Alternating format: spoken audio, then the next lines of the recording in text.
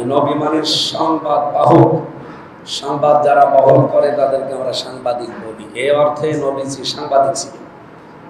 নবীর আলোচনা করতে গিয়ে একজন বলে ফেললেন সাংবাদিকদেরকে বুঝ দিতে গিয়ে, সাংবাদিকদের ভোটও তো দরকার, তাহলে হিন্দুর ভোট পেলে তো হবে না, সাংবাদিকের ভোট, ডাক্তারের ভোট, সবার ভোটই তো লাগবে। সাংবাদিকদেরকে বললেন যে নবী মানি হলো সংবাদ বাহক। কত সত্য! নবী অর্থ হলো সংবাদ বাহক। নবী মানেই হলো যিনি আল্লাহর থেকে সংবাদ নেন, আল্লাহর বান্দাকে সংবাদ দেন। এজন্যই নবীরা আল্লাহ তাআলা তাদেরকে গায়েবের বিভিন্ন বিষয়ে অবগত করেন যাতে তারা মানুষকেও জানাতে পারেন। তিনি যেই প্রসঙ্গে বলছেন কথাটা শুধু খেয়াল করেন, নবী মানি সংবাদ বাহক। সুতরাং এই অর্থে বলা যায় নবীরাও সাংবাদিক। সাংবাদিকরা তো আল্লাহর থেকে সংবাদ নেয়, তাই না? আল্লাহর থেকে গায়েবের সংবাদ নেয়, তাই না? নিয়ে আল্লাহর বান্দাদেরকে দেয়, তাই না? নবীরা এই অর্থেও সাংবাদিক, যে নবী অর্থ হলো সংবাদ বাহক। নাউযুবিল্লাহ। আমার শুধু মাথার মধ্যে এটাই চিন্তা হচ্ছে, দুদিন পর যদি এই কথা বলে রাসূল অর্থ বার্তাবাহক, আমার নবী শুধু নবী না, আমার নবী রাসূলও। আমার নবী রাসূল না, মুহাম্মাদুর রাসূলুল্লাহ বলি না? কালেমাই তো এটা, লা ইলাহা ইল্লাল্লাহ মুহাম্মাদুর, নাকি মুহাম্মাদুন নবিয়ুল্লাহ। আমার নবী তো তিনি শুধু নবী না, তিনি রাসূলও। রাসূল অর্থ কি? বার্তাবাহক, যিনি মেসেজ নিয়ে যান, বার্তা নিয়ে যান। দুদিন পর যদি বলে এই অর্থে ডাক পিয়নরাও রাসূল, বা আমার রাসূল ডাক পিয়ন ছিলেন, আমার রাসূল সাংবাদিক ছিলেন, যদি এটা নবী হওয়ার অর্থ হয়, তাহলে আমার রাসূল ডাকপিয়ন ছিলেন, সামনে ডাকপিয়নের ভোটও তো লাগবে, লাগবে না? ওটার ভোটেরও তো দাম আছে। তো ভোট আদায়ের জন্য তখন যে নবীরা ডাকপিয়ন বলবে নাকি গ্যারান্টি আছে? এই কথাগুলো একজন পাগল বললে আল্লাহ মাফ করে দিবে, যদি আসলে তার সিরা থাকে, চিকিৎসার দরকার থাকে। কিন্তু কোনো সুস্থ মানুষ যদি জেনে বুঝে বলে, তাহলে এর দ্বারা নবীর প্রতি অবজ্ঞা প্রকাশ পায় নাকি পায় না? কি পায় না? আরে পায় না। নবী রাসূল এগুলো দুনিয়ার কোনো মাকাম না আল্লাহর দেওয়া শান? নবী রাসূল দুনিয়ার কোনো মাকাম না আল্লাহর দেওয়া শান? আল্লাহর দেওয়া শান, এগুলোর কোনো দুনিয়ার ব্যাখ্যা হয়? দুনিয়ার কোনো কিছু দিয়ে এগুলো বোঝানো যায়? পুলিশের চাকরি, আর্মির চাকরি, ডাক্তারের চাকরি, কোনো কিছুর চাকরি। তো এজন্য জ্ঞানের ঘাটতি থাকলে ভালো করতে গেলেও খারাপ হয়ে যায়, ভালো করতে গেলেও খারাপ হয়ে যায়। ওই নামাজ পড়তে গিয়ে অনেকে উল্টাপাল্টা করে ফেলতে পারে। 3 টাইম এমন আছে নামাজ পড়লে গুনাহ হবে, গুনাহ। জানেন 3টা টাইম এমন আছে নামাজ পড়লে গুনাহ হবে, কারণ এই 3 টাইমে নামাজকে নিষিদ্ধ করে দেওয়া হয়েছে। না জানলে আপনার ভুল হবে। ফজরে মসজিদে এসেছেন, সুন্নত পড়েছেন, বসে থাকেন, প্রয়োজনে জিকির করেন, তেলাওয়াত করেন, অন্য কিছু করেন। কিন্তু আপনি ভাবলেন ফরজ শুরু হতে টাইম আছে, আর 2 রাকাত নফল পড়ি, সওয়াব হবে? সওয়াব হবে? নবীর হাদিসে স্পষ্ট নিষেধ আছে, স্পষ্ট নিষেধ আছে। ফরজের সুন্নত আর ফরজের মধ্যে অন্য কোনো নামাজ নাই। আল্লাহ রাসূলের হাদিসের মধ্যে এটাকে নাকচ করে দেওয়া হয়েছে।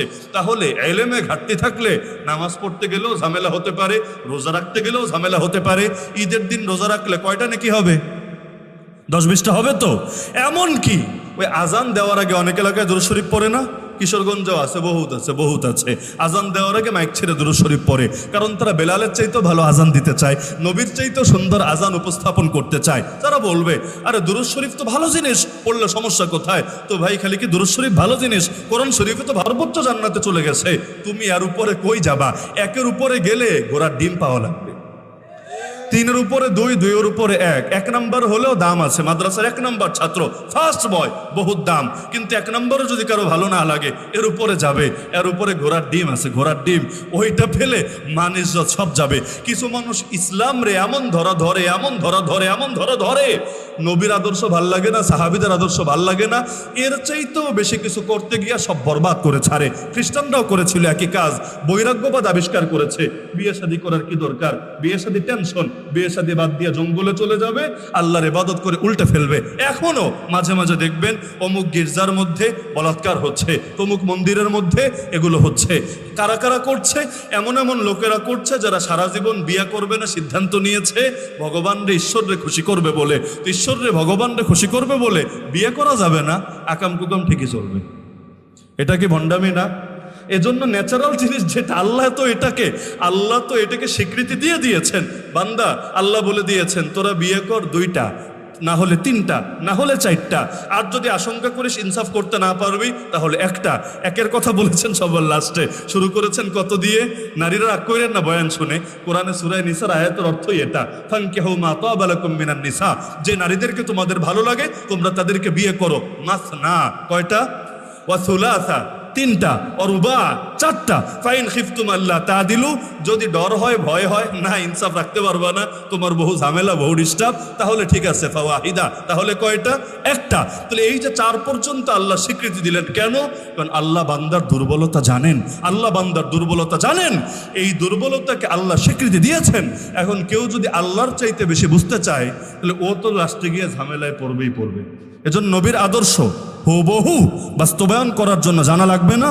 ইনশাআল্লাহ সুম্মা ইনশাআল্লাহ আপনাদের প্রতি আমার সব মিলে আজকে 4টা বার্তা ছিল।